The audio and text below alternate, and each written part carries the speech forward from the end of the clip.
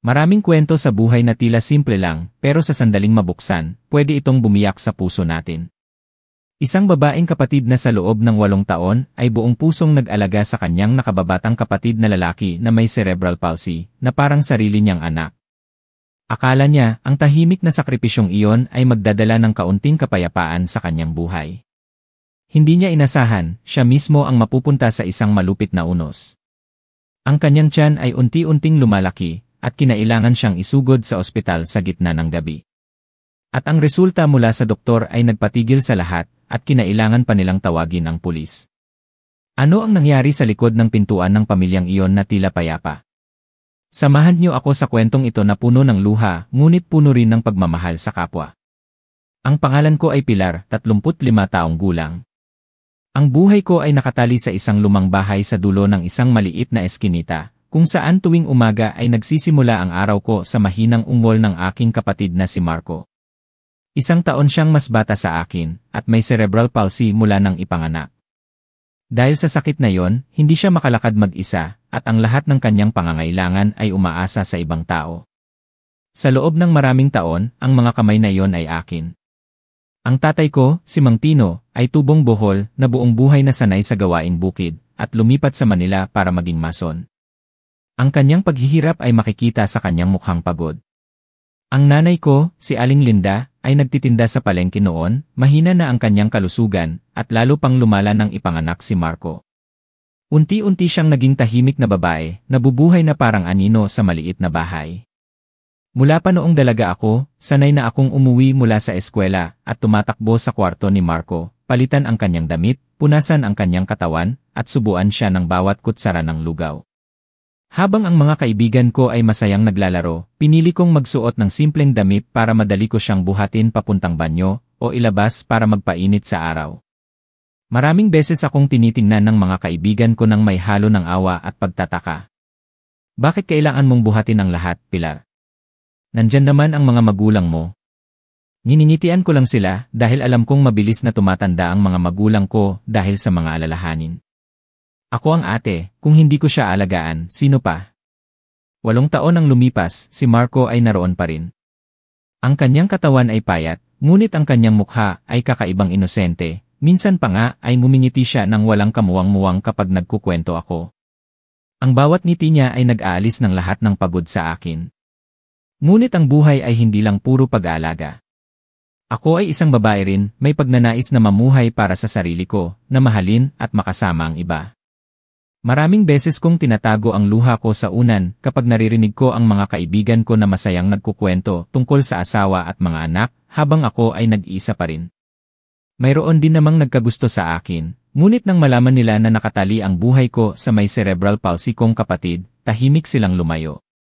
Hindi sila nagsasalita, ngunit ang mga tingin nila ay sapat na para maintindihan ko na walang sinuman ang handang makibahagi sa pasaning ito sa akin. 5 taon na ang nakararaan, nadiskubre na may sakit sa puso ang tatay ko, at mabilis na humina ang kanyang kalusugan. Ang nanay ko rin ay madalas na nagkakasakit. Dahil dito, ang pag-aalaga kay Marco ay halos ganap na sa aking balikat. Araw-araw ay ginagawa ko ang lahat. Ginagawan ko siya ng pagkain, nilalabhan ang mga damit niya, paliguan siya, pagkatapos ay naghahanap ako ng kung anong trabaho para kumita ng kaunting pera para sa pamilya. Matagal nang walang konsepto ng pagpapahinga o paglilibang ang buhay ko. Ngunit sa loob ng halos 1 taon, napansin ko na may kakaiba sa katawan ko. Ang tiyan ko ay nagsimulang lumaki. Sa simula, parang busog lang, ngunit lalo itong naging halata. Tahimik ko itong tinago dahil hindi ko alam kung paano ito ipapaliwanag. Wala akong naging kasintahan o nagkaroon ng kumpletong relasyon. Kaya bakit nagbabago ang katawan ko? Maraming gabi akong nakahiga sa tabi ni Marco, yakap ang tiyan ko habang lumuluha. Hindi ko masabi sa nanay ko, at lalo na sa tatay ko, dahil natatakot ako sa pagdududa nila, sa mga tsismis mula sa mga kapitbahay na sanay ng magsalita. Sa paningin ng iba, isa lang akong ate na buong pusong nag-aalaga sa kanyang kapatid, ngunit hindi nila alam na may madidilim na bagay sa loob ng bahay na ito na hindi ko kayang sabihin kailanman. May mga gabi na kapag ang lahat ay tulog na, nagigising ako dahil sa mga kakaibang panaginip na hindi ko alam kung totoo o hindi. Pakiramdam ko ay may humahawak sa katawan ko, ngunit kapag nagising ako, si Marco lang ang nakikita ko na nakahiga doon, ang kanyang mga mata ay walang buhay. Naisip ko na baka naghahalusinate lang ako dahil sa labis na pagod, ngunit ang unti-unting lumalaking tiyan ko ay nagpabalisa sa akin. Nagpanik ako at naisip na magpatingin, ngunit umatras ako. Dahil kung totoo nga na buntis ako, sino ang maniniwala na inosente ako? Sino ang maniniwala na ang isang babaeng walang asawa, walang naging karelasyon, ay mabubuntis? Ilang beses na tinitingnan ng nanay ko ang tiyan ko, sinasabi niya, "Pilar, parang tumataba ka yata." Ngumingiti lang ako at tumatango para maiba ang usapan. Pero alam kong malapit nang mabunyag ang katotohanan. Kinilabutan ako sa posibilidad na yon. Isang gabi, habang pinapatulog ko si Marco, nakaramdam ako ng matinding sakit sa ibabang bahagi ng tiyan ko. Ang sakit ay dumating ng biglaan, at yakap ko ang tiyan ko nang matumba ako sa sahig. Tiningnan ako ni Marco nang may walang muwang na mga mata, gumawa ng mga tunog na walang kahulugan. Mahigpit kong kinagat ang labi ko, sinubukan kong gumapang sa pinto para tawagin ang nanay ko. Nagpanik si Aling Linda, tinulungan niya akong tumayo habang tinatawag ang tatay ko. Agad na tumakbo si Mang Tino para tawagin ang mga kapitbahay at humingi ng tulong para dalhin ako sa ospital. Sa ilalim ng madilim na dilaw na ilaw, inalalayan ako ng mga tao papunta sa isang lumang motorsiklo na dumiretso sa ospital. Ang sakit ay lalong lumala, bumubuhos ang pawis sa akin, at ang tiyan ko ay sumasakit na parang may daan-daang karayom na tumutusok. Nanginig ako sa takot, at isang tanong ang paulit-ulit sa isip ko, bakit nangyayari ito sa akin? Anong ginawa kong masama para maranasan ito? Pagdating sa ospital, ang mga mata ng doktor ay nanlaki nang makita ang tiyan ko. Isang nurse ang nagmamadaling tumakbo para tumawag pa ng ibang tao. Narinig ko ang doktor na sumisigaw, "Mabilis, ihanda ang emergency room." Nanginig ang buong katawan ko, at malabo ang isip ko habang iniisip ko si Marco, at ang matatanda kong mga magulang. Hindi ko palubos na maintindihan ang nangyayari nang makita ko ang ilang mga doktor na tumitingin sa akin nang may pagtataka. Ang ilan ay nagbubulungan sa isa't isa at umiling. Sa sandaling iyon, naramdaman ko na nag-iba ang direksyon ng lahat. Isang batang doktor ang bumulong sa kanyang kasamahan, ngunit narinig ko pa rin ng malinaw, kakaiba ang kasong ito, kailangan nating tawagin agad ang pulis. Kumirot ang puso ko, dumilim ang paningin ko, at malamig na pawis ang bumuhos sa aking mga sentido. Hindi ko na alam kung gising ba ako o nananaginip, narinig ko lang ang mabilis na tibok ng puso ko, at ang takot ay bumaha sa bawat ugat ko. Nang marinig ko ang tawagin ng pulis, parang pinisil ang puso ko. Nakahiga ako sa stretcher, dilat ang mga mata, ngunit ang buong katawan ko ay nanghihina.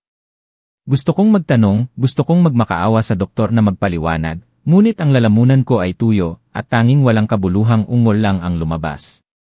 Daan-daang tanong ang nag-uunahan sa isip ko, bakit kailangang tawagin ng pulis? Ano ang nangyayari sa akin? Ano ang kasalanan ko?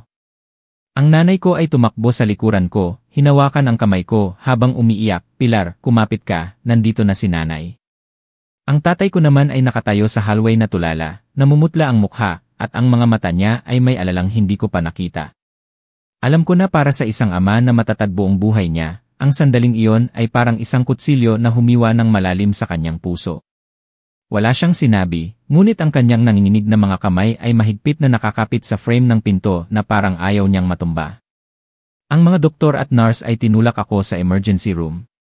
Ang matinding puting ilaw at ang matapang na amoy ng disinfectant ay nagpahilo sa akin. Isang babaeng doktor ang lumapit sa akin, seryoso ang boses, "Huwag kang matakot, susuriin ka namin. Ngunit ang sitwasyon mo ay kakaiba kaya kailangan naming alamin ang lahat.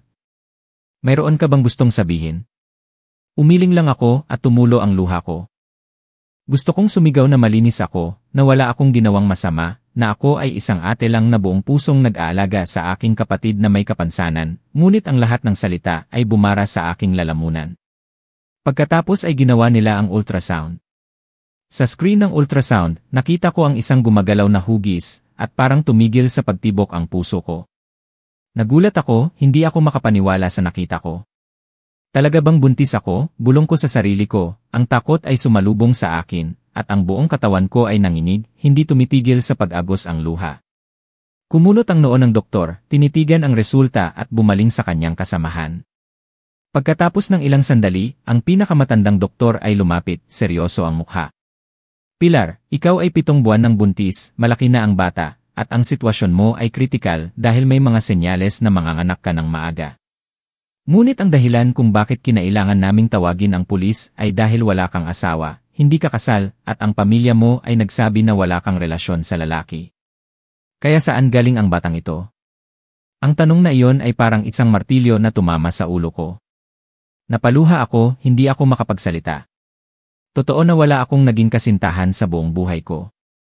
Nag-alaga lang ako ng kapatid at tinulungan ang mga magulang ko. Kaya bakit? Paano ko ipapaliwanag ang katotohanan ito? Tiningnan ko ang makapal kong mga kamay. Naalala ko ang mga malabong gabi, ang mga oras na nagising ako sa gitna ng gabi na may kakaibang pakiramdam na sinubukan kong kalimutan. Parang pinunit ang puso ko at ang kahihiyan ay bumaha sa akin. Sa labas, ang nanay ko ay halos mawalan ng malay. Hinawakan niya ang damit ng doktor, nagmamadaling sinasabi, hindi pwede, ang anak ko ay mabait, hindi siya kailanman. Doktor, may mali ba? Ang tatay ko naman ay tulala. Ang kanyang mga mata ay nakatingin sa malayo, ang kanyang mga labi ay nanginginig na parang may gustong sabihin ngunit tumigil. Alam niya higit sa sino man na ako ay isang tapat na anak, na hindi ako kailanman lumabas sa makitid na daan sa pagitan ng bahay at ospital. Kaya saan nagmula ang pagiging 7 buwan na buntis? Sa gitna ng kaguluhan, tinawag ang pulis, 2 pulis ang pumasok, at ang seryoso nilang mga mata ay lalong nagpahirap sa sitwasyon. Ang isa ay kumuha ng notebook, at mabilis na nagtanong, Pilar, sino ang ama ng bata? Sabihin mo ng malinaw, lalo kang mahihirapan kapag tumagal pa. Umiling lang ako, bumara ang lalamunan ko, at malamig na pawis ang bumuhos sa aking mga sentido. Umiyak ang nanay ko, hindi po alam ng anak ko. Pakiusap maniwala po kayo. Mula pa noong bata siya, nasa bahay lang siya, nag-aalaga ng kapatid niyang may sakit, wala siyang naging nobyo, hindi siya kailanman lumabas. Bumara ang boses niya sa pag-iyak. Ngunit ang mga pulis ay tumingin sa akin nang may pagdududa. Ang isa sa kanila ay bumaba ang boses, pinaghihinalaan namin na ito ay isang kaso ng pang-aabuso. Kailangang protektahan ang babaeng ito, ngunit kailangan din niyang maging tapat para sa investigasyon. Ang isang 7 buwang sanggol ay hindi maaaring gawa-gawa lang ng imahinasyon. Nang marinig ko ang mga salitang iyon, parang tumigil sa pagtibok ang puso ko. Pang-aabuso. Sino ang maaaring mang-abuso sa akin sa bahay na yon? Mga kapitbahay, kakilala, o isang kakilakilabot na hinala ang pumasok sa isip ko na nagpanindig balahibo sa akin. Posible bang sa loob ng sarili kong pamilya, may gumawa ng kasalanan na ito? Hindi ko kayang isipin pa. Habang nagpapanik pa ako, isang matinding sakit ang dumating muli. Sumigaw ako, yakap ko ang tiyan ko, at tumulo ang luha. Ang mga doktor ay nagmamadaling sumigaw, dalhin siya agad sa delivery room. Tinulak ako palayo. Ang tunog ng mga gulong na umiikot, ang iyak ng nanay ko, ang hininga ng tatay ko ay naging isang nakakabalisang halo. Sa delivery table, pakiramdam ko ay pinipunit ang buong katawan ko. Masakit at desperado ako, at ang luha ay humalo sa pawis ko. Sa gitna ng pagkalito, nakita ko ang imahe ni Marco, ang walang-muwang na mukha ng aking may cerebral palsy na kapatid na parang nagmamakaawa sa akin. Sumigaw ako sa pag-iyak, Marco, patawarin mo ako. Pagkatapos ay ang iyak ng isang maliit na sanggol ay umalingaw-ngaw. Kumirot ang puso ko, natatakot at nasasaktan. Ang bata ay dinala ng nurse, nakabalot sa isang puting kumot. Ang mga doktor ay nagtinginan sa isa't isa, nag-usap sa pamamagitan ng kanilang mga mata. Ang isa ay bumulong, ang bata ay may pagkakahawig. Hindi ko pa naririnig ang buong pangungusap nang dumilim ang paningin ko. Sa gitna ng kawalan ng malay, malinaw kong naramdaman na ang buhay ko ay magbabago ng hindi inaasahan, at ang lahat ay nagsisimula pa lang. Ang iyak ng bata ay umalingaw-ngaw pa rin sa malamig na delivery room nang mawalan ako ng malay. Hindi ko na naramdaman ang paligid ko, narinig ko lang ang mga nagbubulungan na may pagkabahala. Ang bata ay dinala ng nurse at mabilis na sinuri ng doktor ang kalusugan niya. Nag-usat sila sa isa't isa gamit ang maikling pangungusap, ngunit naintindihan ko pa rin ang pagdududa sa kanilang mga boses.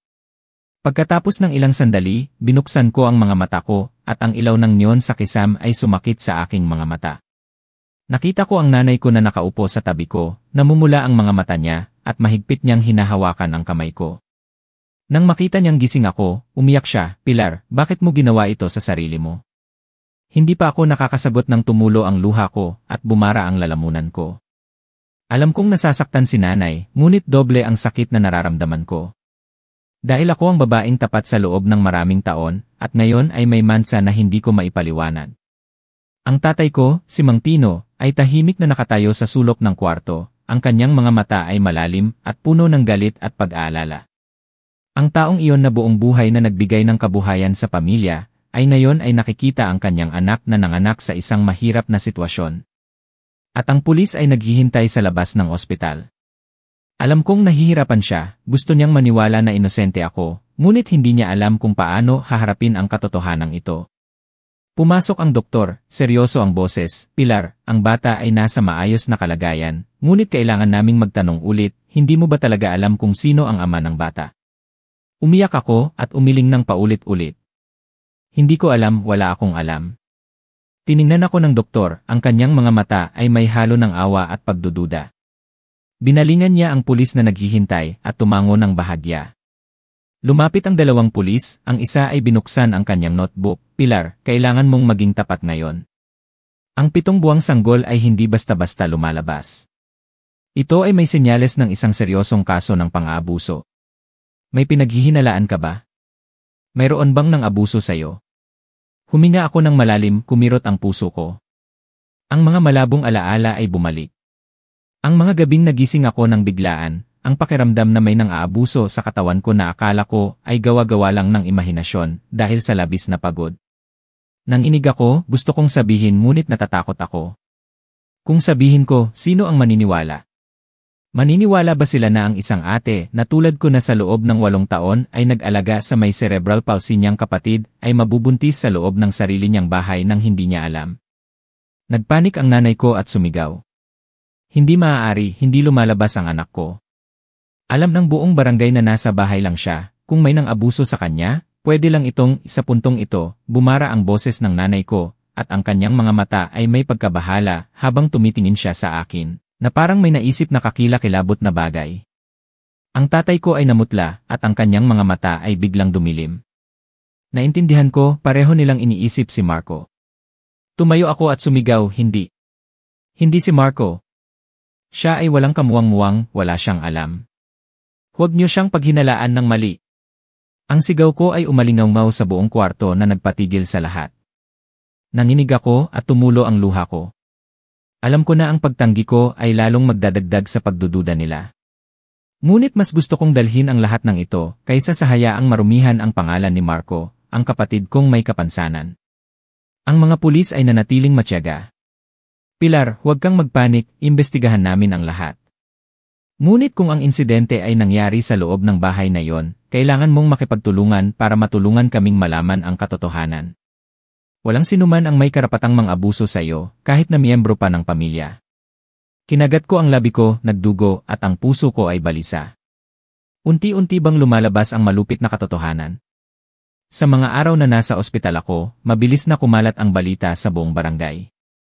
Nagbubulungan sila, nagsitsismisan. Ang mga naawa ay lumuluha para sa akin, ang mga masama ang bibig ay nagbubulungan sa isa't isa na may itinatago akong kakaibang relasyon, at ngayon na nabunyag na, tinatanggihan ko lang.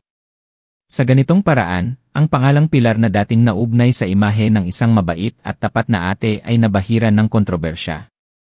Nakahiga ako sa kwarto ng ospital, at ang bulungan sa labas ay sumasakit sa puso ko.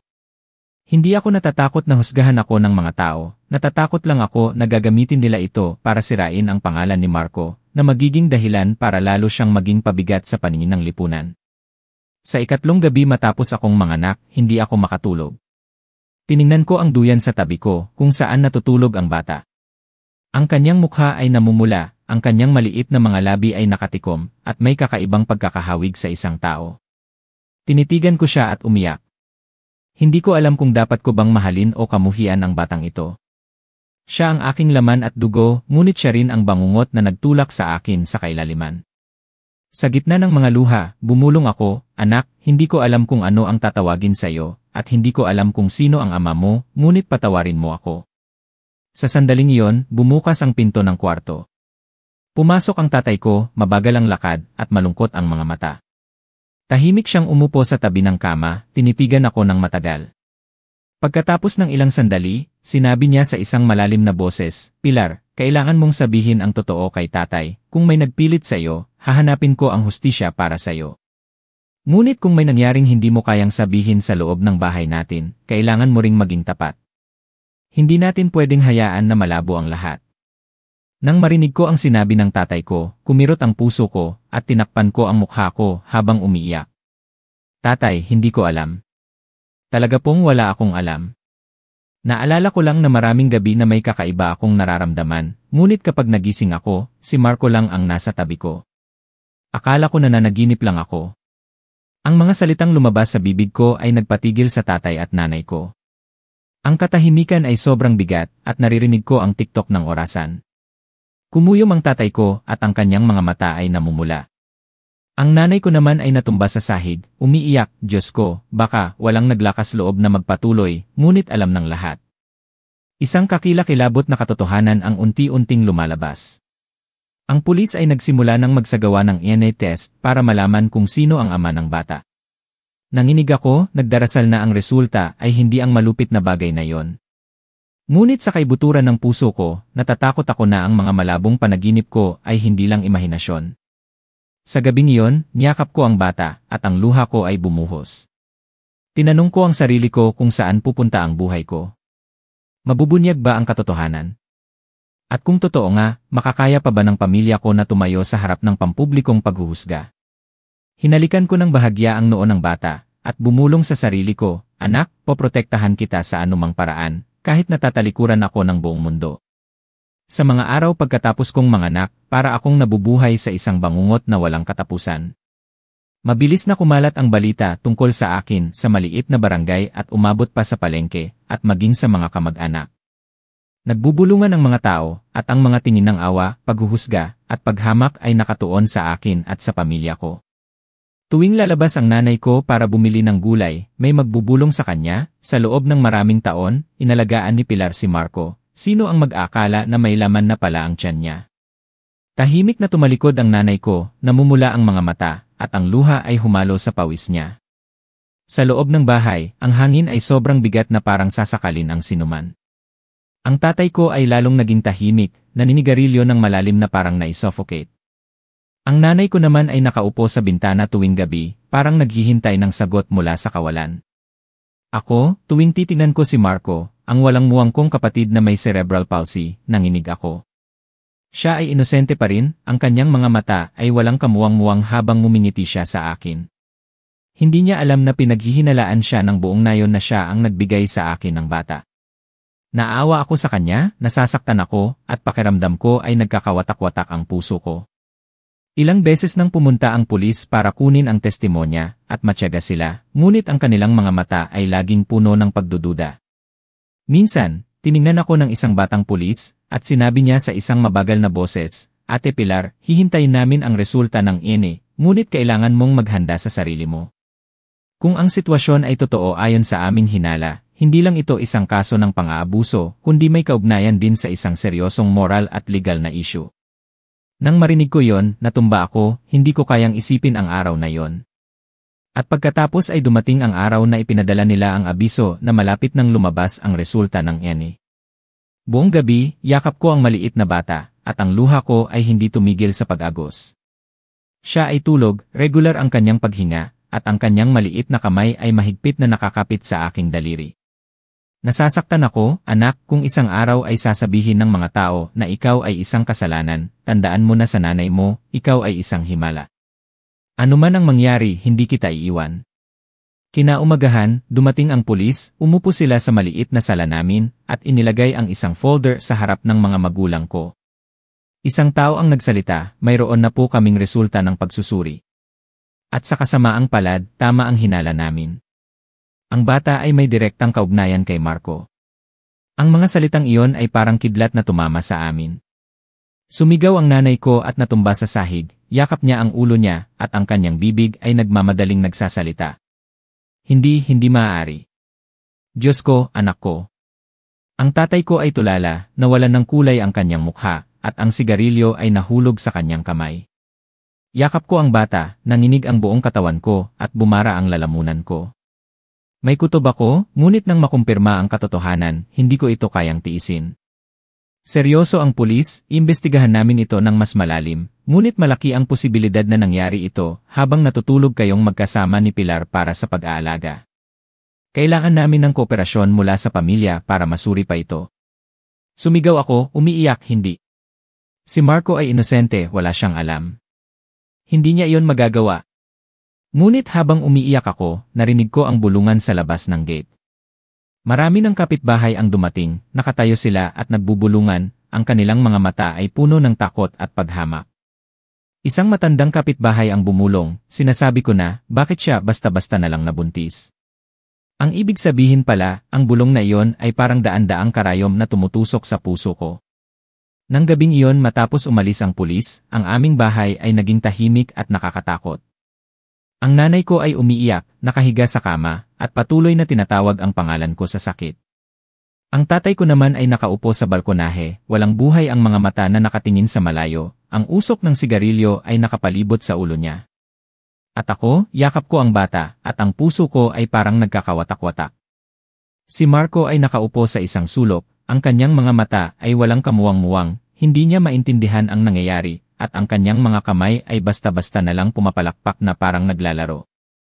Nang makita ko siya, naawa ako, at ang puso ko ay nasasaktan, ngunit hindi ko maalis ang kakilakilabot na pakiramdam na nasa isip ko. Kinaumagahan, kumalat ang balita sa lahat ng lugar. May mga taong masama ang bibig na nagkwento na nagpapanggap akong tapat para lang itago ang incestuous na relasyon. Narinig ko iyon at parang nasuffocate ako. Alam ko na anuman ang katotohanan, hindi na kailanman magiging malinis ang pangalan ko. Pagkatapos ng isang linggo, opisyal na binuksan ng pulis ang kaso. Kailangan nilang alamin kung may kriminal na kaso. Dahil si Marco ay nawalan ng kakayahan na mag-isip, hindi niya makontrol ang kanyang kilos. Kaya, hindi ito kasalanan ni Marco. Ngunit walang sinuman ang makapagpaliwanag sa sakit na dinadala ko. Inimbitahan ang mga magulang ko para sa investigasyon. Nang bumalik sila, mugto ang mga mata ng nanay ko sa pag-iyak, habang ang tatay ko ay tahimik. Alam ko na mula ngayon, ang buhay ko at ng buong pamilya ay hindi na magiging katulad ng dati. Hindi na ako naglalakas loob na pumunta sa palengke, at hindi ko na kayang tumingin sa mata ng sinuman. Araw-araw ay nasa loob lang ako ng bahay, yakap ang anak ko habang pinapatahan si Marco, nabubuhay sa labis na paghihirap. May mga gabi na naisip kong mamatay, gusto kong wakasan ang lahat para mapalaya ang sarili ko at ang pamilya ko. Ngunit pagkatapos ay nakikita ko ang mga mata ng anak ko, ang kanyang mga mata ay malinaw na parang hamog sa umaga at hindi ko magawa. Sinasabi ko sa sarili ko na anuman ang mangyari, siya ay laman at dugo ko. Kung mamatay ako, sino ang magpoprotekta sa kanya? Sa mga araw ng paghihirap na iyon, isang bagay lang ang nagpatatag sa akin, iyon ay ang pagmamahal ko kay Marco. Alam kong wala siyang kasalanan. Siya ay biktima lang ng kapalaran, nakatali sa isang katawan na may kapansanan at sa isang walang muwang na isip. Hindi niya kailanman nalaman kung ano ang kasalanan, hindi niya kailanman naintindihan kung ano ang kahihiyan. Kailangan kong dalhin ang pasaning ito para sa kanya, protektahan siya mula sa mga sumpa. Kahit natatalikuran ako ng buong mundo, hindi ko hahayaang saktan siya ng sinuman. Nang gabing iyon, nakaupo ako sa tabi ng duyan ng anak ko. Tinitingnan si Marco na nakatulog sa tabi ng upuan, ang liwanag ng buwan mula sa labas ay tumama sa kanyang walang muwang na mukha na nagpasakit sa puso ko. Bumulong ako, Marco, patawarin mo ako, hindi ko alam kung paano haharapin ang lahat ng ito, ngunit nangangako ako na hindi kita iiwan kailanman. Ano man ang mangyari sa buhay, ate mo pa rin ako. Hindi ko alam kung ano ang mangyayari sa hinaharap, ngunit alam ko na ang unos na ito ay simula pa lang. At kailangan kong maghanda para harapin ang lahat para protektahan ang natitira sa pamilya ko. Pagkatapos ng araw na opisyal na inihayag ng pulis ang resulta ng iyan, ang maliit naming bahay ay parang nahati ng isang kutsilyo. Sa isang banda ay ang malupit na katotohanan na hindi maikakaila. Sa kabilang banda ay ang sakit, kahihiyan at awa para sa isang walang muwang na kapatid. Nabuhay ako na parang isang zombie, buong araw na yakap ang anak ko at inaalagaan si Marco, ngunit ang puso ko ay laging balisa. Ang pulis ay nagsimulang kumuha ng mas detalyadong testimonya. Nagtanong sila ng maraming tanong. Gaano nakatagal kaming natutulog ni Marco sa iisang kwarto? Mayroon bang ibang taong pumupunta sa bahay? Sa mga oras na naramdaman ko na may humahawak sa katawan ko, sigurado ba akong si Marco yon? Umiiyak akong sinagot ang bawat tanong. May mga sagot na ako mismo ay hindi na makapaniwala sa sarili ko. Hindi ko maalala ng malinaw, hindi ko makumpirma ang anuman maliban sa katotohanan na lumaki ang tiyan ko sa loob ng maraming buwan nang hindi ko alam na buntis ako.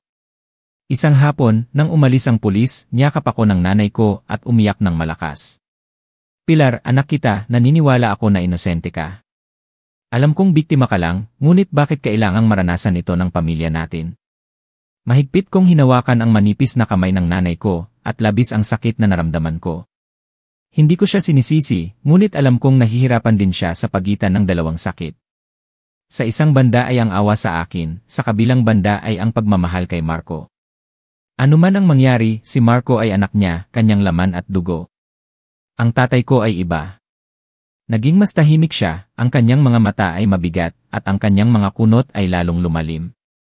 Minsan bigla siyang tumayo sa gitna ng hapunan, inihagis ang chopsticks sa mesa at sumigaw, Diyos ko, bakit nangyari ito sa pamilya natin? Anong mukha ang ihaharap ko sa mga tao? Nagulat ang nanay ko at umiyak, nanginig din ako habang yakap ang anak ko. Hindi ko alam kung ano ang sasabihin, si Marco lang ang nakaupo sa isang sulok, walang kamuwang-muwang na ngumingiti, pumapalakpak ang mga kamay sa kanyang tuhod. Ang imahe na yon ay sumakit sa puso ko. Narinig din ng mga kamag-anak ang balita at pumunta sila.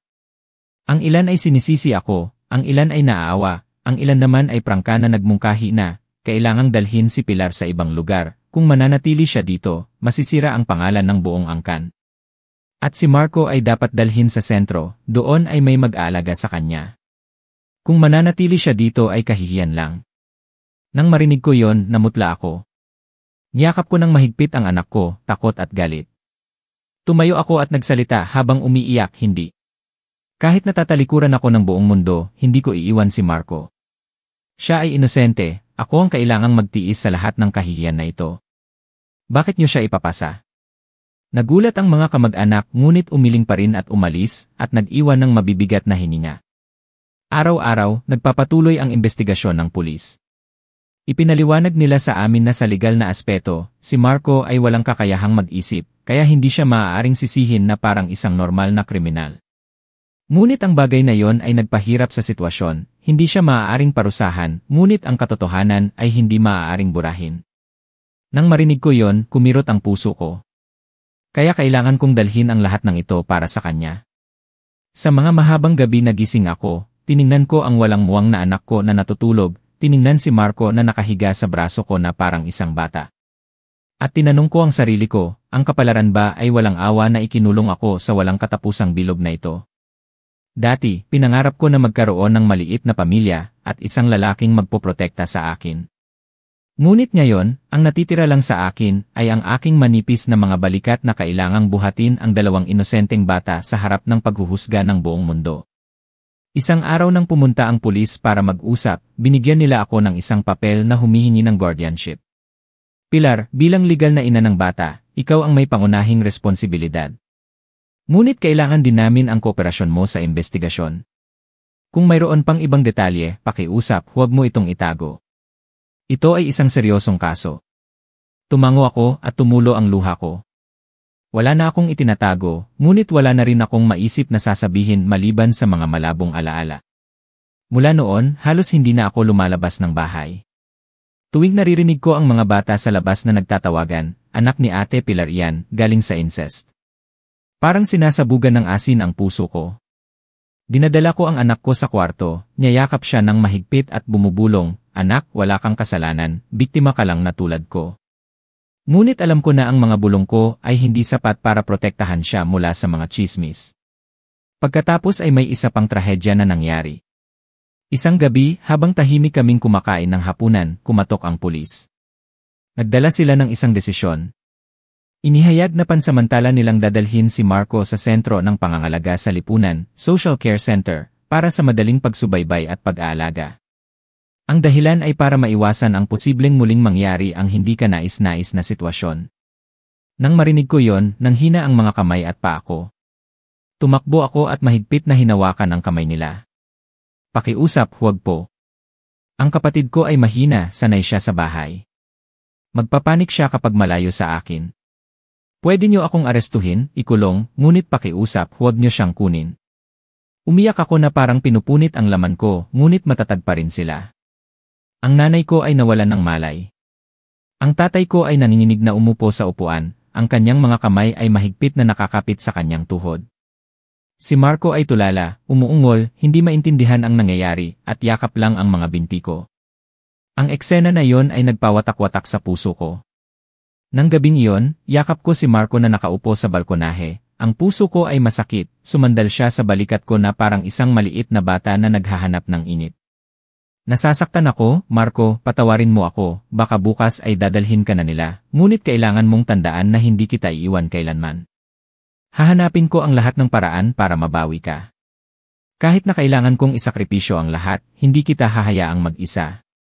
Ang luha ko ay dumaloy sa kanyang buhok, habang siya ay walang muwang nangumiti, walang naintindihan. Alam ko na bukas ay darating na talaga ang unos at marahil ang trahedyang ito ay hindi pa nagtatapos. Kinaumagahan, katatapos ko lang subuan si Marco ng lugaw nang may malakas na kumatok sa pinto. Nagulat ako at kumirot ang puso ko. Nagmamadaling lumabas ang nanay ko, at nang buksan niya ang pinto, nakita niya ang 2 pulis at mga empleyado ng sentro ng pangangalaga sa lipunan na naghihintay. May dala silang mga papel, at matatag ang kanilang boses, narito kami para kunin si Marco. Ito ay isang desisyon na naaprubahan na. Narinig ko iyon na parang kidlat, at ang mangkok ng lugaw ay nahulog sa sahig at nabasag. Nagulat si Marco, umungol siya, at ang kanyang mga mata ay nagpanik habang tumitingin sa akin. Agad ko siyang yakap, nanginig ako.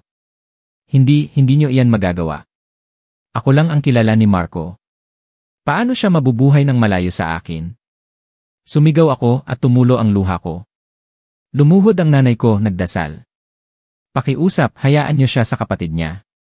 Matanda na ako, alam kong hindi na ako magtatagal, ngunit dinadala na ng anak ko ang lahat ng sakit. Pakiusap, huwag niyo siyang piliting mawala sa kapatid niya. Ang kanyang boses ay nanginginig at nahihirapan siyang magsalita. Ang tatay ko ay tahimik na nakatayo, tulala ang mukha, ang kanyang mga mata ay namumula na parang may dugo. Ngunit ang mga pulis ay matatag pa rin. Isang tao ang nagsabi sa isang mahinang boses, naiintindihan namin ang sakit ng pamilya, ngunit ito ay isang kinakailangang desisyon. Kung mananatili si Marco sa bahay, may posibleng panganib. Sa sentro ay may mga nurse at mga dalubhasang doktor na mag-aalaga sa kanya. Ito ay para protektahan si Marco, ang pamilya at ang bata. Nang marinig ko yon, kumirot ang puso ko. Tiningnan ko ang maliit na anak ko na natutulog sa duyan at tiningnan si Marco. Walang kamuwang-muwang siya, hindi niya naintindihan, yakap niya lang ang kamay ko at umuungol na ate, ate. Ang tawag na yon ay parang kutsilyo na tumusok sa puso ko. Umiyak ako. Pwedeng ikulong niyo ako habang buhay, ngunit pakiusap, huwag niyo siyang ilayo sa akin. Wala siyang kasalanan. Isang tao ang lumapit at dahan-dahang inalis ang kamay ni Marco sa akin. Nagpupumiglas siya at ang kanyang kamay ay umaabot pa rin sa akin, umuungol na ate, ate. Tumakbo ako at niyakap siya ng mahigpit at ang luha ko ay dumaloy. Marco, huwag kang matakot, nandito ako. Kahit na saan ka pa nila dalhin, hahanapin kita at babawin kita. Bumulong ako sa kanyang tainga at umuungol lang siya habang umiiyak. Ang kanyang mukha ay baluktot sa takot. Ang kaguluhan ay nagpatawag ng mga kapitbahay na nagtumpukan sa labas. Ang mga naawa ay lumuluha, ang mga masama ang bibig ay nagbubulungan, ayan, kailangan siyang dalhin. Magdadala lang siya ng gulo sa bahay. Mahigpit kong kinagat ang labi ko at nagdugo, puno ako ng kahihiyan. Bakit ganoon ang mundo? Sa huli, dinala pa rin nila si Marco sa kotse. Nagpupumiglas siya, ang kanyang kamay ay umaabot pa rin sa akin, umuungol na ate, ate. Tumakbo ako para sumunod, sumisigaw ngunit pinigilan nila ako. Ang nanay ko ay natumba at nawalan ng malay. Ang tatay ko ay yakap ang dibdib niya, mabilis ang kanyang hininga na parang malapit na siyang mamatay. Wala akong magawa habang nakatingin sa kotse na nawawala sa eskinita, ang puso ko ay parang binunot sa dibdib ko. Pagkatapos ng araw na yon, ang bahay na tahimik ay lalong naging malamig. Ang nanay ko ay nakahiga lang sa kama, buong araw na tinatawag ang pangalan ni Marco. Ang tatay ko ay tahimik na lumalabas-masok, hindi kumakain o umiinom, ang kanyang mga mata ay laging walang buhay. At ako, yakap ang anak ko habang nabubuhay sa labis na pagkalungkot at paghihirap. Hindi ako makatulog. Tuwing ipipikit ko ang mga mata ko, naririnig ko ang ungol niya na tinatawag ang ate. Ang kanyang mga kamay ay umaabot sa desperasyon. Nagpa siya akong pumunta sa sentro. Hindi ko maaaring iwan si Marco na mag-isa doon. Ngunit nang humingi ako ng pahintulot na bumisita, tinanggihan nila ako. Sinabi nila na kailangan ng oras para maging stable ang emosyon ni Marco, at natatakot silang magulat siya kung makikita niya agad ang pamilya niya. Lumuhod ako, nagmamakaawa, pakiusap, hayaan niyo akong makita siya kahit sandali lang. Mahina siya, magpapanik siya kapag malayo sa akin. Ngunit umiling pa rin sila. Nang umuwi ako, natumba ako sa tabi ng una ni Marco at niyakap ko ito habang umiiyak. Ang maliit kong anak na babae ay nakahiga sa tabi ko, walang kamuwang-muwang na tumitingin sa akin. Naramdaman ko na wala akong magawa. Pagkatapos ng maraming taon na paghihirap, naisip ko na ang pagmamahal ay sapat na para malampasan ang lahat ng hirap. Ngunit ngayon, pati ang pagkakataon na makasama ang kapatid ko ay kinuha sa akin. Pagkatapos ng ilang linggo, muling inimbitahan ako ng pulis. Tinanong nila ako ng detalyado tungkol sa mga gabing may kakaiba akong nararamdaman at kung paano ako natutulog kasama ni Marco. Umiyak ako habang nagkukwento. Ngunit nang pipirma ako sa pahayag, nanginginig ang mga kamay ko at ang tinta ay kumalat sa buong pahina. Isang pulis ang tumingin sa akin at bumuntong hininga, alam namin na biktima ka, ngunit ito ay isang kakaibang kaso, mahirap itong harapin. Kailangan mong maging matatag dahil kailangan ka pa ng anak mo. Tumango ako ngunit ang puso ko ay nasasaktan na parang hiwa ng kutsilyo. Nang umuwi ako, nakita ko ang nanay ko na tahimik na nakaupo sa balkonahe, ang kanyang mga mata ay nakatingin sa malayo. Sinabi niya sa isang mahinang boses, "Pilar, baka ibabalik na lang natin si Marco. Hindi ko kayang makita siya sa isang lugar na hindi niya kilala. Anak ko siya, anuman ang mangyari, kailangan siyang nasa piling ko." Niyakap ko ng mahigpit ang nanay ko, nasasaktan ako. Gusto ko rin pero natatakot ako na hindi sila pumayag. Hahanapin ko ang lahat ng paraan, nanay, nangangako ako. Nang gabing iyon, sumulat ako ng isang petisyon para bisitahin siya sa sentro. Isinulat ko iyon ng buong puso bilang isang ate. Isang tao na nakasama ang kapatid niya sa loob ng 8 taon. Nagkwento ako tungkol kay Marco, kung paano lang siya natutulog kapag naririnig niya akong kumakanta ng lullaby. Kung paano siya umuungol kapag gutom siya. Nagmakaawa ako sa kanila na hayaan akong makita siya kahit isang beses lang. Sumulat ako hanggang sa nanginginig ang kamay ko at ang luha ko ay dumaloy sa buong pahina. Nang ipinasa ko ang petisyon, balisa ako ngunit may pag-asa. Alam ko na ang daan sa harap ay puno ng hirap, ngunit hindi ako maaaring sumuko. Nawalan na ako ng napakaraming bagay, ang aking kabataan, ang aking dangal, ang aking pangarap ng isang normal na pamilya. Hindi ko maaaring mawala ang kapatid ko. Ang taong mas mahal ko pa kaysa sa sarili ko. Nang gabing iyon habang yakap ko ang anak ko, bumulong ako, "Anak, gagawin ko ang lahat. Iuwi ko si Kuya Marco sa atin. Mahirap man tayo, masama man ang tingin sa atin, pero ang mahalaga magkakasama tayo. Ikaw at si Kuya Marco ang tanging dahilan para mabuhay pa ako." Sa ilalim ng madilim na ilaw ng buwan sa maliit na kwarto, nakita ko ang mukha ng bata na mahimbing na natutulog. Ang sakit ay hindi kailanman nawala, ngunit isang maliit na pag-asa ang nagsimulang lumaki sa puso ko. Hindi ako susuko, lalaban ako hanggang sa huli para protektahan ang natitira sa pamilya ko. Nang matanggap ko ang abiso mula sa sentro ng pangangalaga sa lipunan na maaari ko nang bisitahin si Marco, balisa ako ngunit masaya. Masaya dahil sa wakas ay makikita ko na siya matapos ang maraming gabi ng pag-asa. Ngunit ang pag-aalala ay patuloy na bumabalik. Natatakot ako na magpapanik si Marco, natatakot ako na hindi niya na ako makilala, natatakot ako na ang kanyang walang-muwang na mga mata ay muling dudurog sa puso ko. Kinaumagahan, iniwan ko ang anak ko sa nanay ko, at sumakay ako mag-isa ng bus papuntang sentro. Ang daan na higit sa 10 kilometro ay parang daan-daang milya. Sa buong biyahe, ipinikit ko ang mga mata ko, iniisip ang eksena ni Marco na naghihintay sa akin, ang kanyang manipis na mga kamay ay nanginginig. Tuwing iniisip ko yon, tumutulo ang luha ko. Pagdating sa lugar, nagulat ako. Ang sentro ng pangangalaga sa lipunan ay isang malaking compound, mataas ang pader, sarado ang gate na bakal, at sa loob ay may hardin at mahabang hanay ng mga kwarto. Tiningnan ako ng guard at sinuri ang aking mga papeles bago ako pinapasok. Naglakad ako, ang aking mga kamay ay basa sa pawis. Dinala ako ng isang nurse sa isang maliit na kwarto. Nang bumukas ang pinto, nakita ko si Marco na nakaupo sa isang sulok. Nakasuot siya ng maluwag na uniforme at maayos na ang kanyang buhok. Ang kanyang mga mata ay tulala, umuungol siya na parang kumakanta ng walang kahulugan. Nang makita niya ako, bigla siyang huminto. Ang kanyang mga mata ay lumiwanag, umungol siya na, "Ate, ate." Umiyak ako at tumakbo para yakapin siya. "Marco, nandito na si ate. Miss na kita." Sumandal siya sa balikat ko at ang kanyang mga kamay ay mahigpit na humawak sa damit ko. Ang kanyang katawan ay nanginginig na parang natatakot na mawawala ako. Niyakap ko siya ng mahigpit at ang luha ko ay hindi tumigil sa pag-agos. Ngunit ang kaligayahang iyon ay tumagal lang ng ilang sandali. Ang isang nurse ay nakatayo sa tabi ko at bumulong, "Ate Pilar, pakiusap, manatiling kalmado."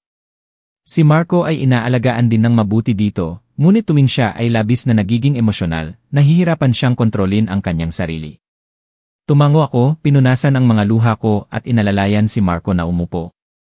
Tinignan ko siya ng matagal, ang kanyang walang muwang na mukha ay hindi nag-iba mula noong nasa bahay pa siya. Pareho pa rin ang kanyang inosenteng mga mata, pareho pa rin ang kanyang ngiti.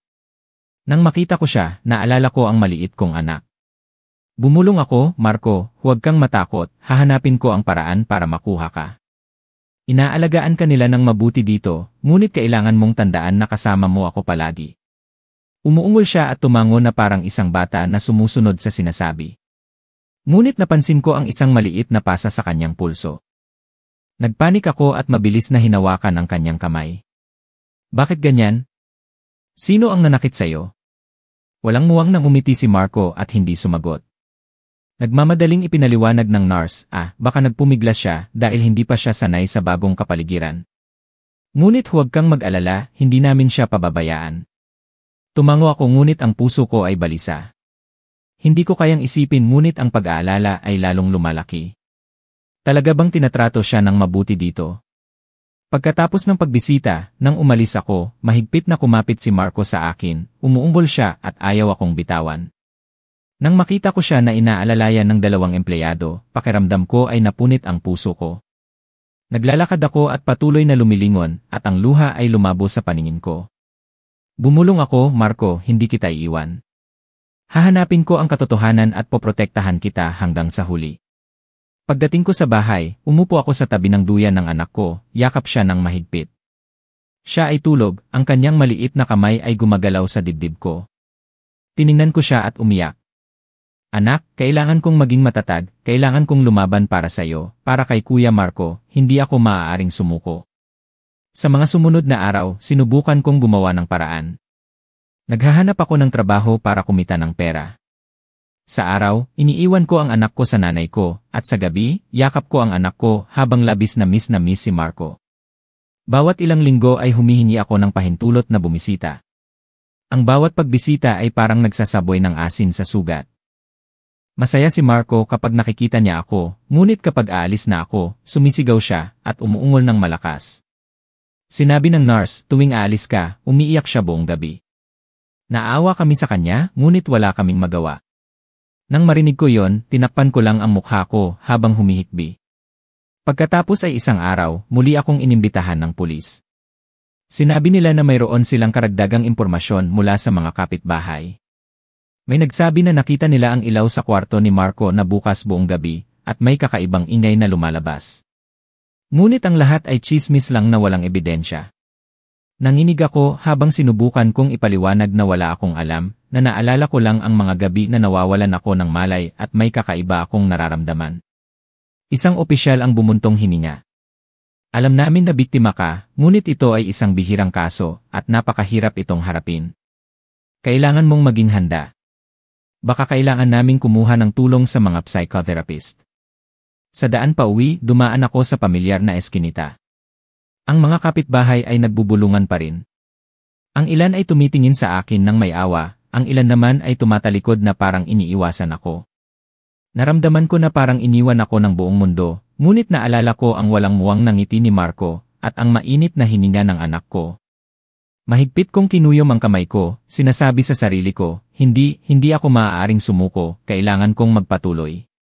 Nang gabing iyon habang yakap ko ang anak ko, nanaginip ako tungkol kay Marco. Nakaupo siya sa isang malamig na kwarto at umuungol na tinatawag ako. Tumakbo ako, ngunit ang pinto ay biglang nagsara. Sumigaw ako at sinuntok ang pinto hanggang sa nagdugo ang kamay ko, ngunit hindi ako makapasok. Nagising ako basa sa pawis. Alam ko na kailangan kong kumilos. Nagpasya akong mag-imbestiga patungkol sa sentro ng pangangalaga sa lipunan kung saan nananatili si Marco. Gusto kong malaman kung paano nila siya inaalagaan at kung may kakaiba ba. Hindi na ako ganap na nagtitiwala sa kanilang mga sinasabi. Dahil ang pasa sa pulso ni Marco, ang takot sa kanyang mga mata, ang lahat ng iyon ay parang isang malabong senyales. Naalala ko na sa likod ng pintuan na iyon ay may mga bagay na hindi alam ng sinuman.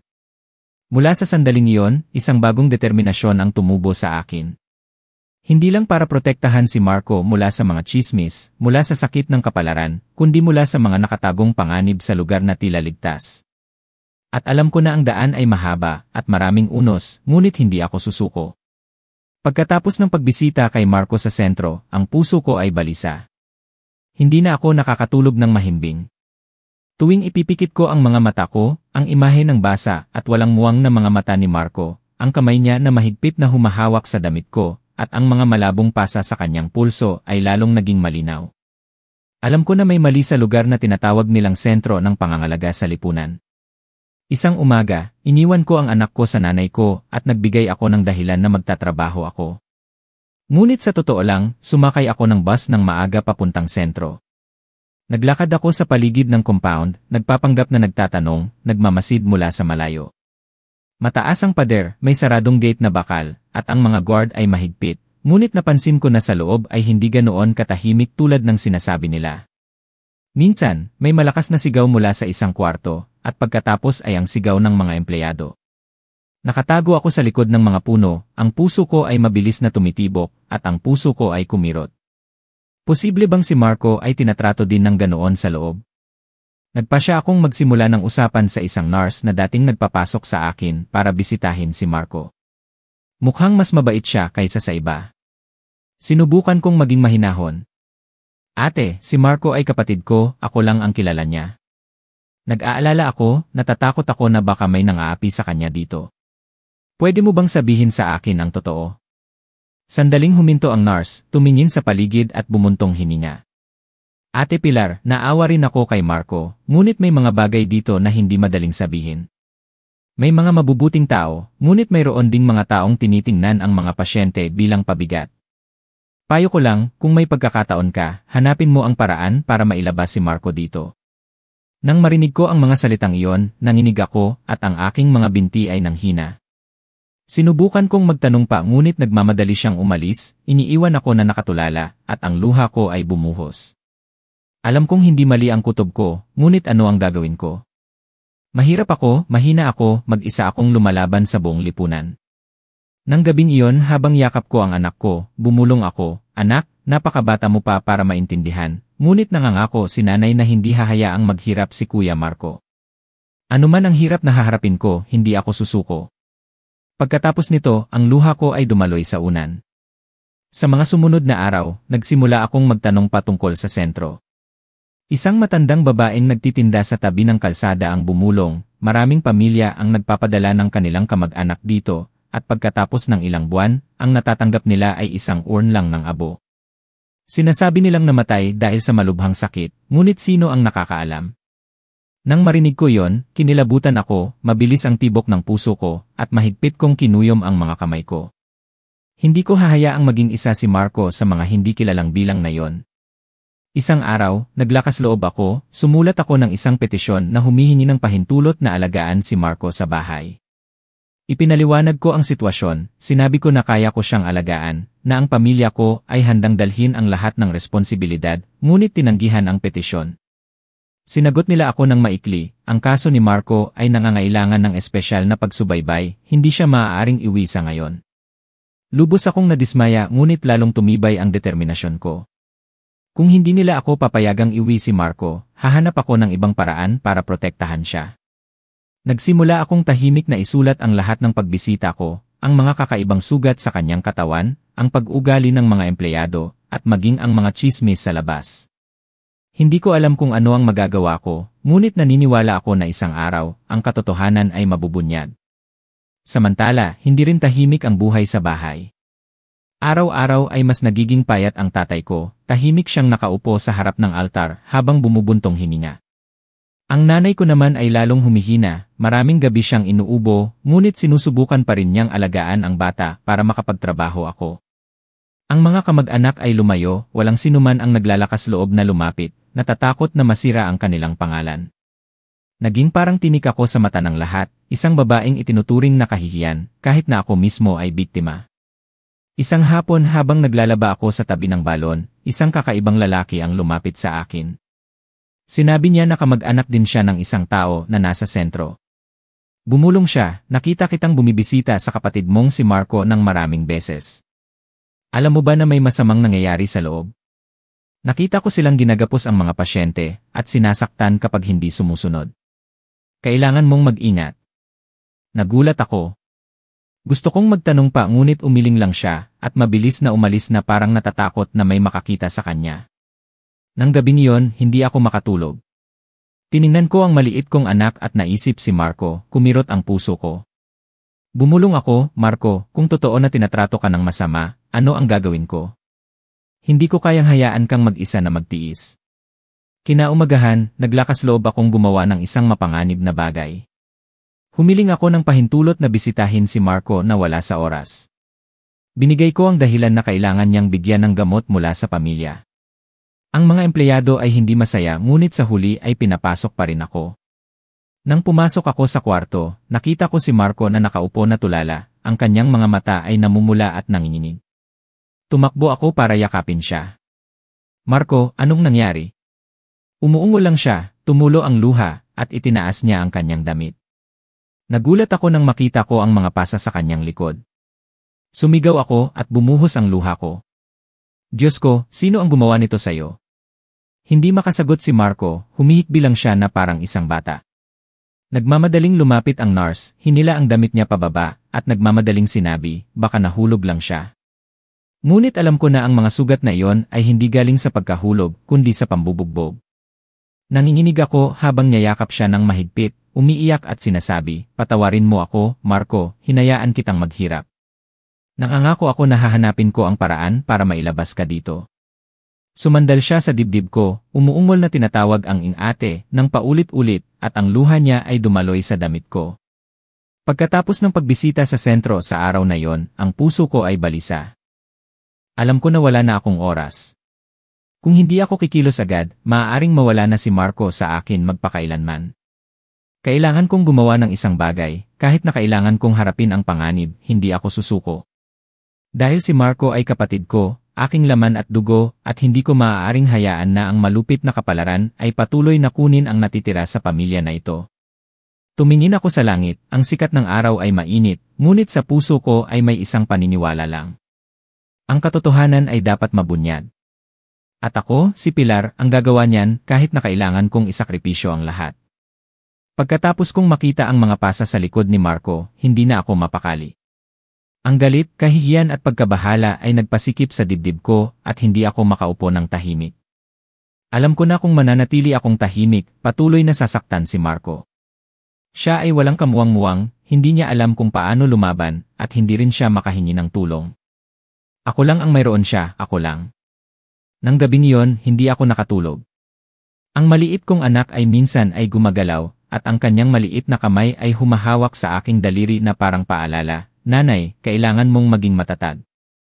Bumaling ako para tingnan ang nanay ko, si Aling Linda ay nakahiga sa kama, ang kanyang manipis na balikat ay nanginginig sa kanyang pagtulog. Ang tatay ko naman, si Mang Tino, ay nakaupo sa balkonahe na patuloy na naninigarilyo, at ang usok ay pumuno sa maliit na bahay. Kaming lahat ay ubos na, ngunit alam ko na kung hindi ako lalaban, ang pamilya na ito ay magkakawatak-watak. Kinaumagahan, nagpasya akong bumalik sa sentro, ngunit hindi ako dumiretso para humingi ng pahintulot na bumisita tulad ng dati. Umikot ako sa likod ng compound, nagpapanggap na bumibili sa isang tindahan. Mula roon ay malinaw kong nakita ang isang hanay ng mga kwarto kung saan nakakulong ang mga pasyente. May mga sigaw, umuungol at ang tunog ng mga bagay na bumabagsak. Nagulat ako. Ang mga tunog na iyon ay hindi tunog ng isang lugar na nangangalaga, kundi parang impyerno. Ang babaeng nagtitinda ay isang matandang lola, malabo ang kanyang mga mata. Ngunit nang makita niya ako na patuloy na tumitingin sa lugar na iyon, bumuntong hininga siya, may kamag-anak ka ba dyan? Nagulat ako at tumango. Bumaba ang kanyang boses, maraming nangyayari dito. Dinala lang ng mga tao ang kanilang kamag-anak at pinabayaan na lang. Sino ang nakakaalam kung ano ang nangyayari sa loob? Matagal na ako dito, at marami na akong naririnig na sigaw, ngunit isa lang akong tindera, at sino ang kakausapin ko? Nanginginig ako habang mahigpit kong kinuyom ang mga kamay ko. Lola, nasa loob ang kapatid ko, ano ang gagawin ko para mailigtas siya? Umiling lang ang matandang babae, anak, kung mahal mo ang kamag-anak mo, kailangan mong maging matapang, kailangan mong magkaroon ng ebidensya, kung hindi, walang maniniwala sa iyo. Ang mga salitang iyon ay umalingaw-ngaw sa isip ko. Naintindihan ko. Tama siya, kailangan kong maghanap ng ebidensya, hindi lang ako maaaring umasa sa luha o kwento. Ang lipunan na ito ay naniniwala lang sa mga bagay na nakikita at naririnig. Nang gabing iyon, sinabi ko ang lahat sa tatay ko. Matagal siyang tahimik, ang kanyang mga mata ay nakatitig sa kawalan. Sa huli, sinabi niya sa isang malalim na boses, Pilar, kung nagpasya ka na, hindi kita pipigilan. Alam kong marami ka ng dinanas, ngunit kailangan mong mag-ingat, hindi ka nila hahayaang maging tahimik. Kung saan may dilim, mayroon ding mga taong gustong manatili sa dilim. Nang marinig ko yon, kinilabutan ako, ngunit ang matatag na tingin ng tatay ko ay nagbigay sa akin ng lakas. Kinaumagahan, humiram ako ng isang lumang cellphone mula sa isang kaibigan na may function na mag-record ng audio at video. Tinago ko ito sa bulsa ng aking damit, nagbigay ng dahilan na bumibisita ako kay Marco. Nang pumasok ako sa kwarto, tumingin ako sa paligid, ang ilang mga pasyente ay ginapos sa kama, at ang kanilang mga bibig ay umuungol sa pag-iyak. Ang mga empleyado ay walang emosyon na parang sanay na sila sa eksena. Agad kong inilagay ang cellphone sa isang sulok at niyakap si Marco. Tiningnan niya ako, ang kanyang mga mata ay namumula at tumulo ang luha. Inalo ko siya, hinawakan ang kanyang buhok at bumulong, Marco, magtiis ka lang. Nangangako ako na mailalabas kita dito. Umuungol siya at tumango, ang kanyang mga kamay ay mahigpit na humawak sa akin. Sa sandaling iyon, isang empleyado ang pumasok, sumisigaw, sinuman ang sumisigaw, papatayin ko. Kinilabutan ako at mabilis ang tibok ng puso ko. Ang cellphone ay nagre-record pa rin ng bawat salita. Sinubukan kong manatiling kalmado at niyakap si Marco ng mahigpit. Nang umalis ako sa sentro, mabilis kong kinuha ang cellphone at nanginginig na pinakinggan ang recording. Sa recording, may mga nakakagimbal na sigaw, tunog ng pamalo at mga nakakatakot na sumpa. Yakap ko ang cellphone, natatakot ngunit masaya. Ito ang unang ebidensya. Pagdating ko sa bahay, sinabi ko ang lahat sa nanay ko. Umiyak siya at niyakap ako. Pilar, huwag kang masyadong matapang. Kung malaman nila, maghihiganti sila. Ngunit naniniwala ako na tama ang ginagawa mo. Kailangan ka ni Marco. Tumango ako at tumulo ang luha ko. Sa sandaling ito, wala nang lugar para sa takot sa puso ko, tanging determinasyon na protektahan ang kapatid ko. Nagsimula akong makipag-ugnayan sa ibang mga pamilya na may kamag-anak sa sentro. Sa simula ay nag-atubili sila, natatakot na madamay. Ngunit dahan-dahan, nang makita nila na tapat ako, ang ilan ay nagkwento. Namatay ang nanay ko doon pagkatapos ng 2 buwan. Sabi nila, bigla siyang inatake sa puso. Pero duda ako dahil malakas pa siya noon. Gusto kong magdemanda ngunit wala akong ebidensya. Sabi ng isa pa, nabalian ng braso ang kuya ko, sabi nila nahulog lang. Alam kong hindi totoo, ngunit wala akong magawa. Isinulat ko ang lahat, pinanatili ang bawat kwento, ang bawat salita. Ang bawat kwento ay lalong nagpakita sa akin na hindi lang si Marco ang biktima. Mayroon ding iba pang mga taong sumisigaw sa loob ng katahimikan. Ngunit naintindihan ko rin na kung ilalantad ko ito, haharap ako sa panganib. Minsan, nang aalis na ako sa sentro, isang kakaibang lalaki ang lumapit sa akin, sinabi niya sa isang boses na parang martilyo, alagaan mo lang ang sarili mong problema, huwag kang maging masyadong mausisa. Kung gusto mong mabuhay ng tahimik, manahimik ka. Kinilabutan ako, alam kong sinusubaybayan na nila ako, ngunit hindi ako sumuko. Tiningnan ko siya ng direkta sa mata, kahit na nanginginig ako, at sinagot, hindi ako natatakot, kailangan kong iligtas ang kapatid ko. Nang gabing iyon, yakap ko ang anak ko, at ang puso ko ay balisa. Alam ko na pumapasok ako sa isang mapanganib na daan, ngunit wala akong ibang pagpipilian. Si Marco ang lahat sa akin. Siya ay bahagi na ng buhay ko mula pa noong ipinanganak siya. Inalagaan ko siya, binuhat, pinunasan ang kanyang pawis, at nilinis ang kanyang ihi. Siya ay walang kamuwang-muwang, mahina, at hindi kailanman nanakit ng sinuman. Bakit kailangan niyang tiisin ang pambubugbog? Nanalangin ako, mga magulang ko sa langit, kung mayroon kayong kapangyarihan, pakiusap, protektahan niyo ako. Hindi ako humihingi ng yaman, hindi ako humihingi ng kapayapaan para sa sarili ko. Hinihiling ko lang na mabuhay ang kapatid ko at maging payapa siya. Dadalhin ko ang lahat para sa kanya. Sa gitna ng gabi, ang liwanag ng buwan ay tumama sa balkonahe, ipinapakita ang mga luha sa mukha ko. Alam ko na mahaba pa ang laban na ito, ngunit alam ko rin na sa sandaling magsimula ako, hindi na ako titigil.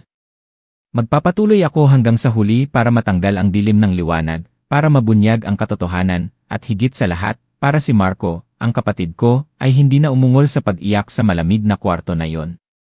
Pagkatapos ng maraming gabi ng pag-iisip, sa huli ay nagpasya ako. Hindi lang ako maaaring umupo na yakap ang mga recording at ang mga kwento. Kailangan kong humanap ng paraan para mabunyag ang lahat. Hindi lang pangako ang kailangan ni Marco, kailangan niya ng kalayaan. At ang mga taong nakakulong sa lugar na iyon ay nangangailangan din ng boses para sa kanila.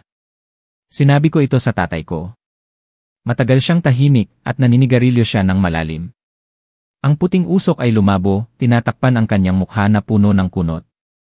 Pagkatapos ng ilang sandali, sinabi niya sa isang malalim na boses, Pilar, ang daan na napili mo ay puno ng panganib, ngunit kung napili mo na, hindi kita pipigilan. Natatakot lang ako na hindi ka nila hahayaang maging tahimik. Ngunit, anong ama ang makakatalikod sa kanyang anak? Gawin mo, susuportahan kita. Nang marinig ko yon, nasaktan ako at namula ang mga mata ko. Sa unang pagkakataon matapos ang maraming trahedya, nakita ko na ang tatay ko ay hindi lang isang walang magawa na tao kundi isang tahimik na suporta. Ang nanay ko ay iba. Umiyak siya, nanginginig na hinawakan ang kamay ko. Pilar, napakabata mo pa, makakaya mo ba silang labanan? Paano kung manahimik na lang tayo, basta buhay si Marco? Niyakap ko ang nanay ko at bumulong, Nanay, kung mananatili tayong tahimik, parang itinutulak natin si Marco sa kamay nila muli. Hindi ko iyan matatanggap, maniwala ka sa akin, hahanap ako ng paraan. Kinaumagahan, nagsimula akong makipag-ugnayan sa isang kaibigang reporter na nakilala ko noong nagtatrabaho ako sa bayan. Ang pangalan niya ay Dante, ilang taon siyang mas matanda sa akin, at matapat siya. Nang magkwento ako, nanlaki ang kanyang mga mata sa gulat. Diyos ko, paano mo nakayanan yan ng mag-isa sa loob ng matagal na panahon? Ngunit may ebidensya ka ba? Binigay ko sa kanya ang cellphone at binuksan ang recording. Ang tunog ng pamalo, ang sigaw, at ang nakakatakot na mga sumpa ay umalingaw-ngaw. Nang marinig ni Dante yon, namutla ang kanyang mukha, sapat na, kailangan itong ilantad ngunit kailangan mong maghanda, Ate Pilar. Kapag lumabas ito, tiyak na malakas silang lalaban. Tumango ako, ang puso ko ay natatakot ngunit may apoy din sa loob ko. Sinabi ni Dante sa akin, hahanap ako ng paraan para makapasok kasama ang mga kasamahan ko, ngunit pakiusap, subukan mong pumasok sa sentro ng maraming beses, at mag-record ka hanggat kaya mo. Kailangan natin ng mga larawan, video, dahil kung audio lang, pwede pa nilang tanggihan. Nang marinig ko yon, nagulat ako, ngunit alam ko na tama siya. Kung gusto kong iligtas si Marco, kailangan kong mas maging matapang. Sa mga sumunod na araw, patuloy akong humihingi ng pahintulot na bisitahin si Marco. Tinago ko ang cellphone sa bulsa ng damit ko, at maraming beses akong sinasadya na ilantad ang eksena ng mga pasyente na nakagapos, ang mga sigaw, at maging ang mukha ni Marco na puno ng takot. Tuwing ginagawa ko yon, mabilis ang tibok ng puso ko, at pinagpapawisan ako. Kung mahuli nila ako, marahil ay hindi na ako makakalabas. Ngunit nang naisip ko ang kapatid ko, tiniis ko ang lahat. Minsan, nagpanggap ako na nagbibigay ng candy kay Marco, at palihim kong nirecord ang eksena ng isang empleyado na itinutulak ang isang pasyente. Nanginginig ako ngunit nang umuwi ako at binuksan ang video, umiyak ako at mumiti. Ito ang katotohanan na hindi maikakaila. Nagsimulang gumawa ng dokumento si Dante at ang mga kasamahan niya. Sinabi niya sa akin, Ate Pilar, gagawa kami ng isang investigative report, ngunit kailangan nating maghintay para sa tamang oras, kailangan mong mag-ingat na itago ang sikreto, huwag hayaang maghinala ang sinuman. Tumango ako, balisa ngunit may nakita akong sinag ng pag-asa. Sa unang pagkakataon pagkatapos ng maraming buwan, nakita ko ang isang pinto na nagbukas. Samantala, lalong naging payat si Marco. Tuwing pumupunta ako, nakikita ko na lalo siyang pumapayat, ang kanyang mga mata ay tulala, at ang pasa ay nawawala at lumalabas sa iba pang mga lugar. Minsan yakap niya ako ng mahigpit, nanginginig na umuungol, takot, niyakap ko siya at umiyak. Marco, magtiis ka lang. Malapit na, iuwi na kita. Huwag mo akong iwan, ha? Sumandal siya sa dibdib ko na parang isang kawawang bata na naghahanap ng kanlungan. Ngunit ang mga araw na palihim akong nagre-record ay hindi nakataka sa pagdududa. Minsan, isang empleyado ang tumitig sa akin at mumiti ng mapait. Napakatapat mo sa kapatid mo. Ngunit kapag masyadong matapat, minsan ay nakakasama sa sarili. Pakinggan mo lang ang sinasabi ng mga tao, huwag kang masyadong mausisa. Kinilabutan ako, alam ko na naghihinala na sila. Pagdating ko sa bahay, hindi ko sinabi sa nanay ko, natatakot akong mag-alala siya. Yakap ko lang ang anak ko, tinitingnan ang kanyang malinaw na mga mata at sinasabi sa sarili ko. Para sa'yo, para kay Marco, lalaban ako hanggang sa huli. Kahit na kailangan kong magbayad ng dugo, hindi ako susuko.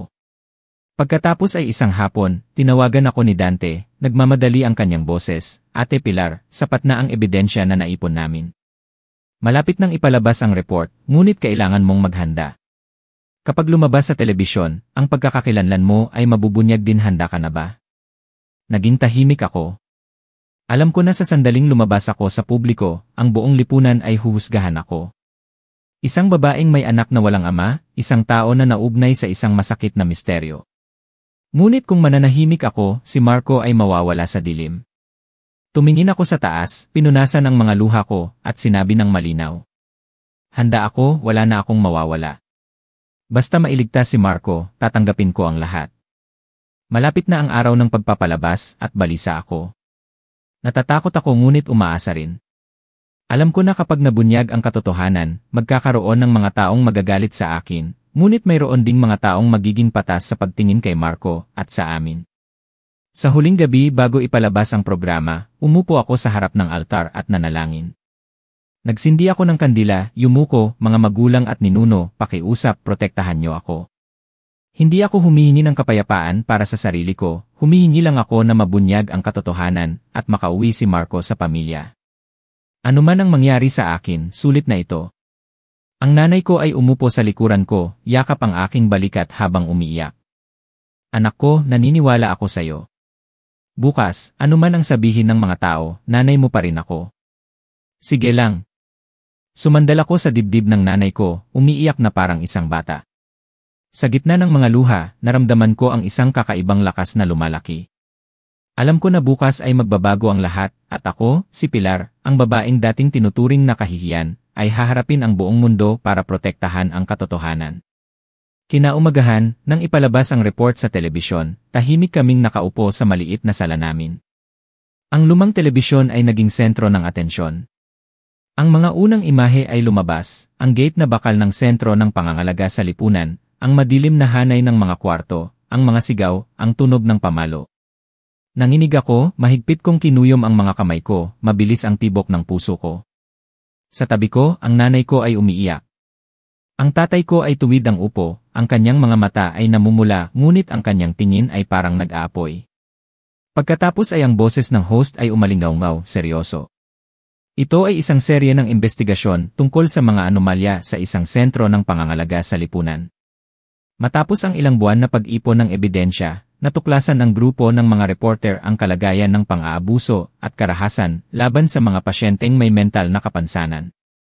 Kasama na rito ang kaso ni Marco, na may cerebral palsy, na inalagaan ng kanyang ate na si Pilar sa loob ng maraming taon. Si Pilar ay nagbigay sa amin ng mga recording at larawan na hindi maaaring baliwalain ng publiko. Pagkatapos nito, lumabas ang mukha ko sa screen at ang boses ko ay umungol. Hindi ako natatakot na tawanan o hamakin. Gusto ko lang na ang kapatid ko at ang mga taong tulad niya ay magkaroon ng disenteng buhay. Sapat na ang paghihirap nila at hindi na sila dapat pangsaktan.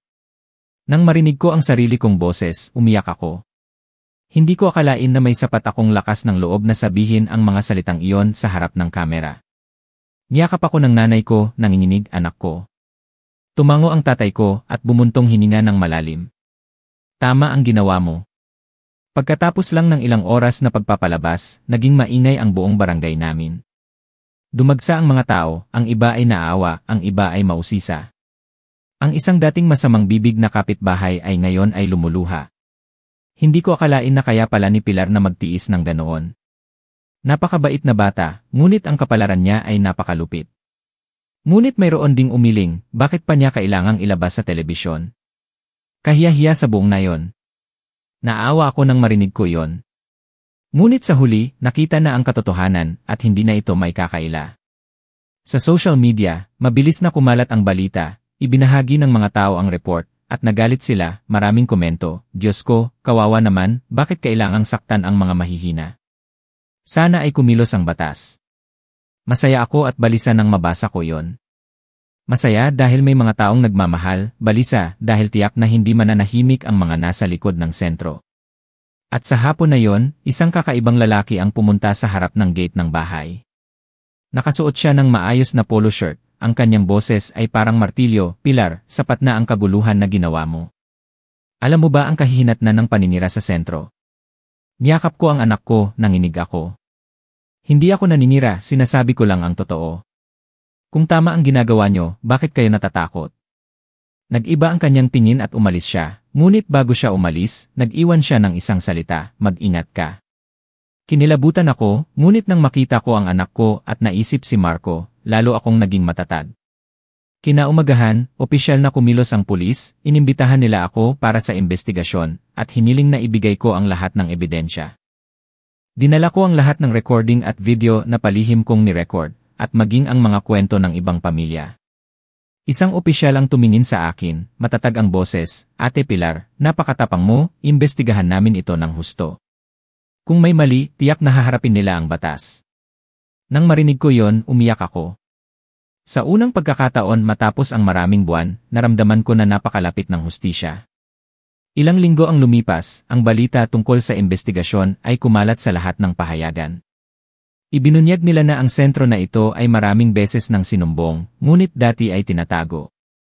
Ngayon, dahil sa presyon ng publiko, hindi na nila ito maitatanggi. Ang ilang mga empleyado ay nasuspinde at ang direktor ng sentro ay ipinatawag. Masaya ako at balisa habang binabasa ko ang balita. Masaya dahil unti-unting lumalabas ang katotohanan, balisa dahil alam kong galit na galit sila sa akin. Samantala, nasa sentro pa rin si Marco na naghihintay ng resulta ng investigasyon. Humingi ako ng pahintulot na bumisita, ngunit lalong naging mahigpit ang mga patakaran. Tuwing nakikita ko siya, niyayakap niya ako ng mahigpit, at ang kanyang mga mata ay puno ng takot. Bumulong ako, Marco, magtiis ka lang, nangangako ako na iuwi na kita, malapit na ang araw na yon. Umuungol siya at mumiti, ang luha niya ay dumaloy sa balikat ko. Alam ko na ang pag-asa ay nasa akin na lang. Isang hapon, habang pinapasuso ko ang anak ko, tumawag si Dante, at masaya ang kanyang boses, Ate Pilar, may magandang balita. Ang Department of Labor at ang pulis ay nagpasya na pansamantalang ilabas ang ilang mga pasyente para maiwasan ang panganib. Kasama sa listahan si Marco. Bukas ay masusundo mo na siya. Nagulat ako at umiyak ng malakas. Nang marinig ng nanay ko ang balita, natumba siya sa sahig, at paulit-ulit na sinasabi, salamat sa Diyos, dumating din ang araw na ito. Tumalikod ang tatay ko, at mabilis na pinunasan ang mga luha niya. Kinaumagahan, ako at ang mga magulang ko ay pumunta sa sentro. Nang inalalayan si Marco palabas, payat siya, ngunit ang kanyang mga mata ay lumiwanag nang makita niya ako. Tumakbo siya sa braso ko, umuungol na tinatawag ang ate, ate. Niyakap ko siya ng mahigpit, at ang luha ko ay humalo sa kanyang buhok. Marco, nasa bahay ka na. Mula ngayon, wala nang mananakit sa'yo. Nangangako ako. Nang dumating ang kotse sa eskinita, maraming kapitbahay ang nagtumpukan. May sumigaw, narito si Pilar, dinala na niya ang kapatid niya. Ang iba naman ay yumuko sa kahihiyan dahil sa mga masasamang salita na sinabi nila noon. Hindi ko na pinansin. Alam ko lang na ang puso ko ay puno ng simpleng kaligayahan, si Marco ay nasa piling na ng pamilya. Nang gabing iyon, kumain kaming magkasama sa isang simpleng hapunan. Nanginginig na kumuha ang nanay ko ng isda para kay Marco. Ang tatay ko naman ay tahimik na nakaupo sa tabi, minsan ay tumatango na parang nilulunok ang lahat ng sakit. Tiningnan ko siyang kumain ng bawat kutsara, ang puso ko ay may halo ng awa at sakit ngunit masarap sa pakiramdam. Ang lahat ng pagod ay parang nawala. Ngunit alam ko na hindi pa tapos ang unos, mahaba pa ang investigasyon, at tiyak na hindi madaling bibitaw ang mga may kapangyarihan. Kailangan ko pa ring harapin ang kalupitan ng publiko, ang mga tsismis na hindi kailanman nagtatapos. Ngunit naintindihan ko rin, nang magsimula ako, hindi na ako maaaring bumalik. Pinili ko ang daan na ito para kay Marco, para sa anak ko, at para sa lahat ng iba pang mga mahihina. Nang gabing iyon, natulog ako sa pagitan ni Marco at ng maliit kong anak. Ang kapatid ko ay umuungol sa panaginip, ang kanyang kamay ay basta-basta na lang pumapalakpak na parang isang bata. Ang anak ko ay tulog, regular ang kanyang hininga. Tiningnan ko silang dalawa at ang luha ko ay dumaloy sa unan. Bumulong ako, nangangako ako, nanay ay nangangako. Gagawin ko ang lahat para protektahan ka, para lumaki ka sa isang mas patas na mundo. Ano man ang unos na darating, hindi ako susuko. Sa katahimikan ng gabi, naramdaman ko ang apoy sa puso ko na mas nag-aapoy kaysa dati. At alam ko na ang laban ko ay hindi pa tapos, ngunit sa huli, hindi na ako mag-isa. Nang opisyal na buksan ng korte ang pagdinig sa kaso ng sentro ng pangangalaga sa lipunan, naroroon ang buong pamilya ko. Hawak ko ang kamay ni Marco habang ang mga magulang ko ay nakaupo sa likod. Puno ng pag-aalala ang mukha namin. Ang kwarto ay maliwanag, puno ng mga tao, mga reporter, at ang mga kamera ay patuloy na gumagalaw. Narinig ko ng malinaw ang mabilis na tibok ng puso ko, nanginginig ang mga kamay ko, ngunit mahigpit kong hinawakan ang balikat ni Marco, na parang sinasabi ko sa kanya, huwag kang matakot, nandito si ate. Ang hukom ay nagbasa ng malakas sa mga akusasyon, ang mga gawaing pang-aabuso sa mga pasyente, ang pagnanakaw ng pera, ang pagtatago ng maraming hindi normal na pagkamatay. Ang direktor ng sentro at ang ilang mga empleyado ay dinala, nakayuko ang kanilang mga mukha. Nang tumingin sila sa akin, ang kanilang mga mata ay nag-aapoy sa galit, ngunit hindi na ako natatakot. Napakalayo na ng narating ko para bumalik.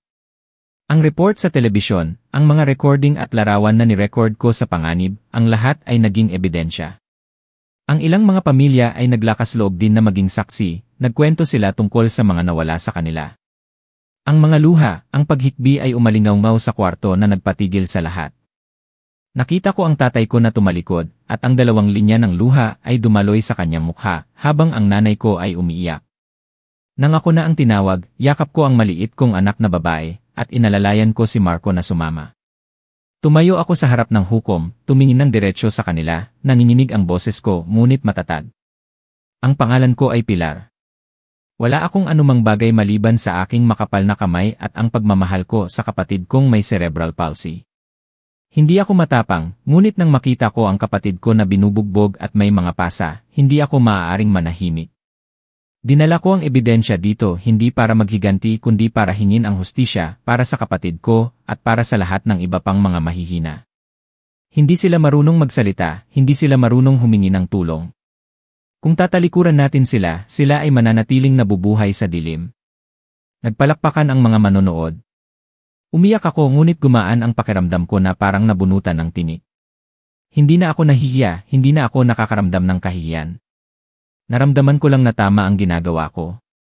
Ang pagdinig ay tumagal ng maraming araw. Sa huli, ang desisyon ay inihayag, ang direktor ng sentro ay hinatulan ng maraming taon sa bilangguan.